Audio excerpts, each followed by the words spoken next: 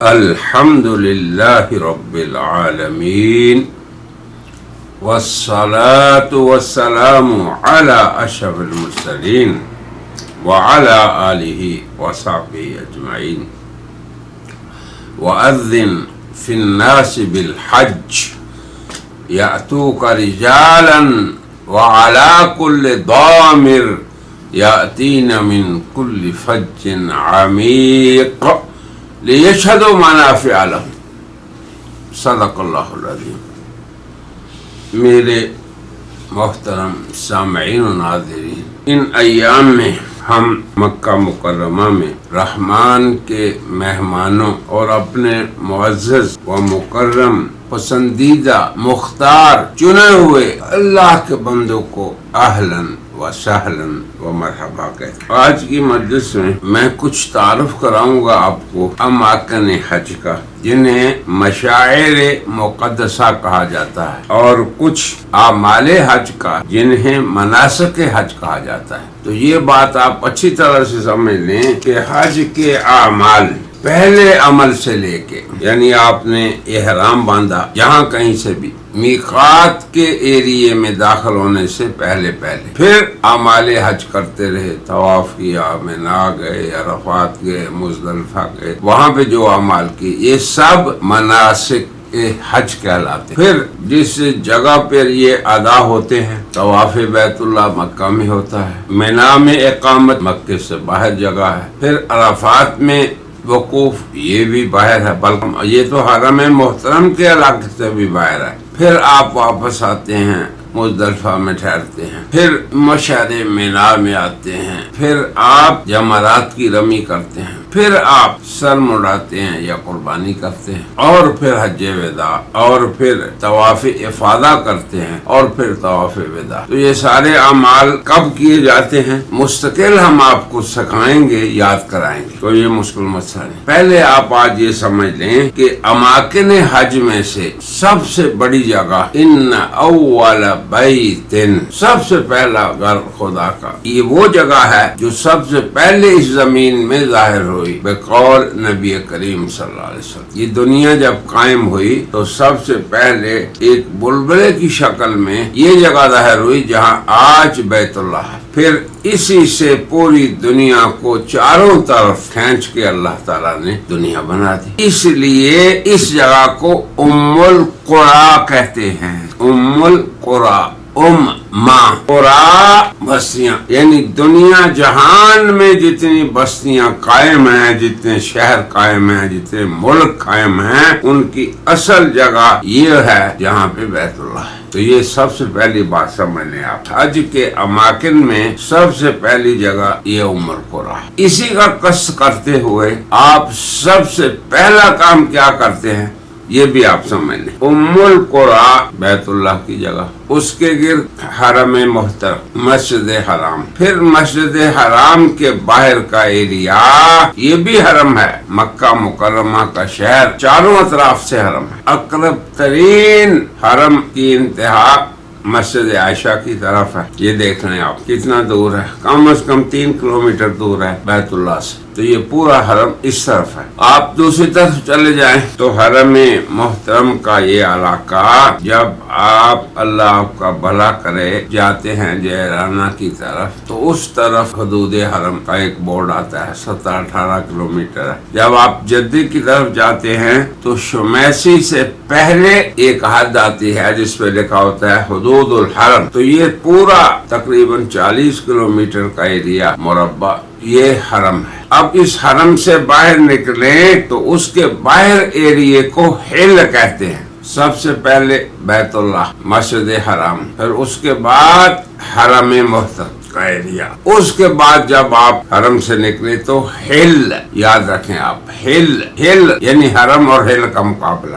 پھر ہل سے باہر آپ جب نکلیں تو پھر میقات کا ایریا آتا ہے۔ چاروں طرف مکہ مکرمہ کے میقاتیں ہیں، ایک طرف یلملم یمن کی طرف، پھر ایک طرف رابغ، پھر ایک طرف ذوالحلیفہ، یہ بالکل مدینے کے اندر ہے اب آج کل، پھر ایک طرف قرن المنازل طائف کی طرف۔ تو یہ جو مواقیت ہیں چاروں، ان کے اندر کوئی شخص جو قاصد حرم ہے عمرہ یا حج کا احرام باندھ ہی کے آ سکتا ہے۔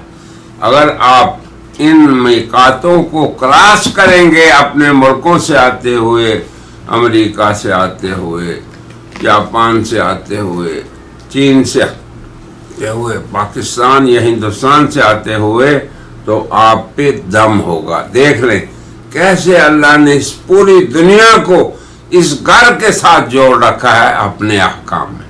مدینہ میقات سے باہر ہے، تو میقات سے باہر جو دنیا ہے، میقات کے اندر حرم تک ہل، اور میقات سے باہر جو دنیا ہے وہ آفاق۔ مدینہ آفاق میں ہے، مدینہ منورہ آفاق میں ہے، طائف بھی میقات سے باہر ہے، یلملم سے آگے جتنا علاقہ ہے وہ بھی میقات سے باہر ہے۔ تو یہ یاد رکھیں کہ 4 حصوں میں یہ دنیا تقسیم ہے۔ سب سے پہلے آفاق، آپ مدینے میں رہتے ہیں تو آفاقی ہیں، امریکہ میں بھی آفاقی ہیں، پاکستان میں بھی آفاقی ہیں، انڈیا میں بھی آفاقی ہیں، چاروں طرف۔ پھر اس کے بعد میقاتیں آتی ہیں چاروں طرف، جہاں سے بھی آپ آئیں گے میقات سے گزر کر آئیں گے۔ تو پھر میقات سے جب آپ گزریں گے تو آگے ہل سے گزریں گے تو آگے حرم میں محترم۔ مثلا آپ جب جدے کی طرف سے آتے ہیں تو جب آپ شمیسی کے قریب آتے ہیں تو وہاں پہ حرم کی حد شروع ہو جاتی ہے، وہ لمبا منارہ آپ کو وہیں نظر آ جاتا ہے۔ تو یہ تو اماکن حرم ہے، پوری دنیا ہے، آفاق، مواقیت، ہل، حرم۔ پھر آگے آ جائیں مسجد حرام، جسے ام القریٰ کہا جاتا ہے، کعبہ مشرفہ، جو ساری دنیا کی ماں ہے، ساری بستیوں کی۔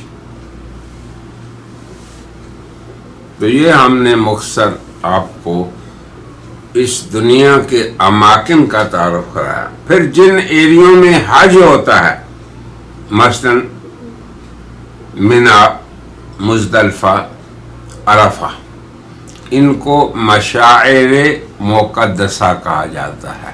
یاد رکھیں آپ بھی، مشاعر مقدسہ۔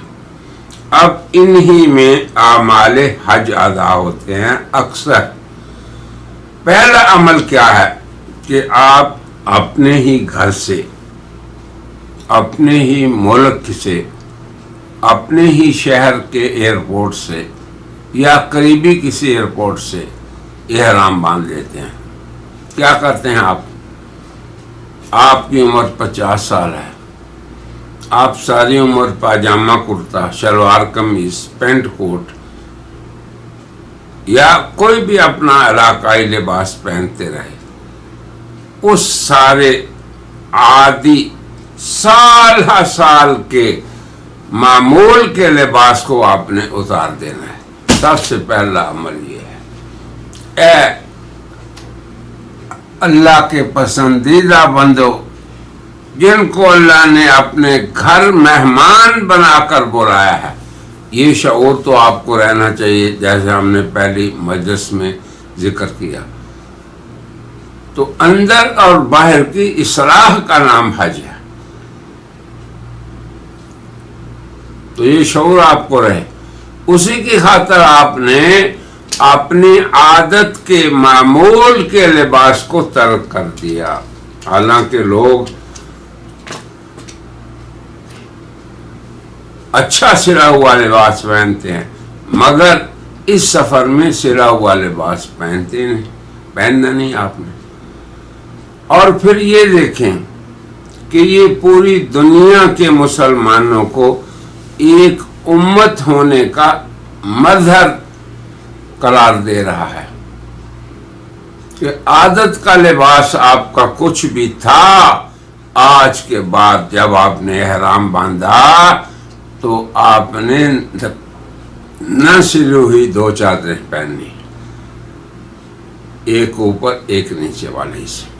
حالانکہ ایسے بھی لوگ ہوتے ہیں جنہوں نے اپنی پوری عمر چادر نہیں باندھی ہوتی، اوپر کی بات کیا نیچے بھی نہیں باندھی ہوتی، مگر وہ بھی اسی لباس میں، اجلا سفید لباس، گویا کہ وہ دنیا کی ہر چیز کو ترک کر کے اس رحمان و رحیم رب کی خاطر اس کے گھر اس طرح بن سور کے جا رہے ہیں جس طرح وہ چاہتا ہے۔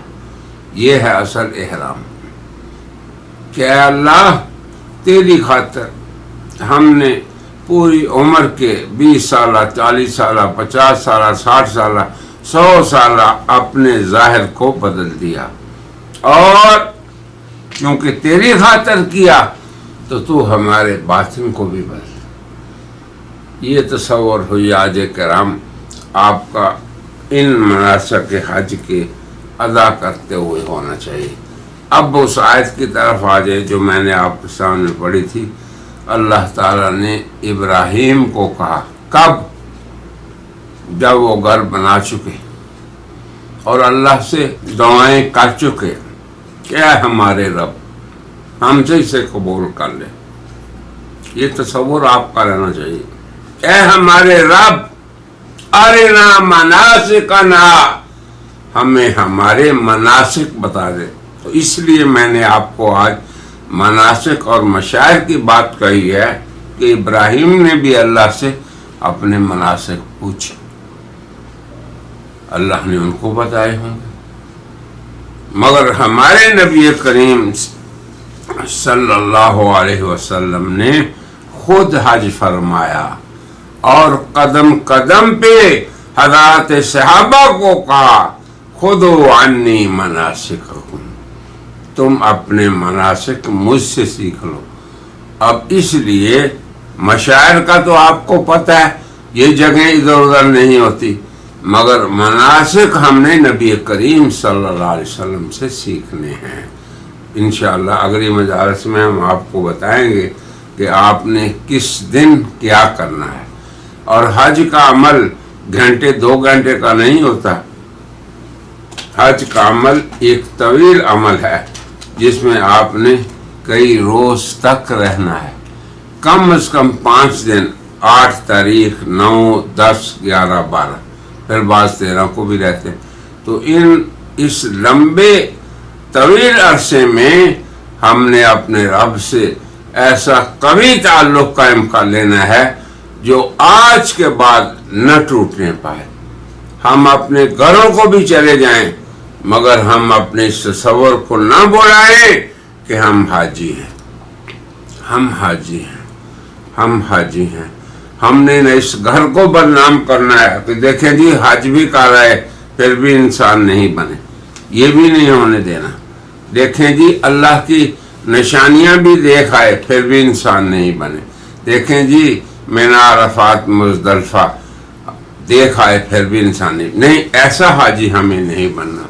ہمیں ایسا حاجی بننا ہے کہ نبی کریم صلی اللہ علیہ وسلم نے فرمایا کہ جس شخص نے حج کیا فلم یرفث، کوئی بے حیائی کی گفتگو نہیں کی۔ اب دیکھیں آپ، ہماری گفتگو بدل جائے گی۔ پہلے ہم اپنی مرضی سے باتیں کرتے تھے، دل لگیاں کرتے تھے، ٹھٹے مذاق کرتے، اب ہم کیا کہتے ہیں؟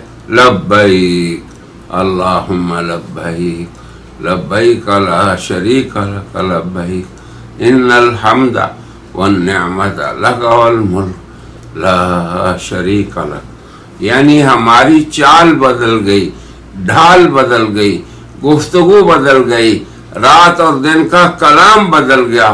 اب تسبیح سبحان اللہ، تکبیر اللہ اکبر کبیرہ، تحلیل لا الہ الا اللہ، یہ ہماری زبانوں سے نکلے گا۔ گویا کہ حج اگر عمر میں صرف ایک بار فرض ہے تو وہ ایک ہی بار میں پوری زندگی کی تبدیلی کا نام ہے۔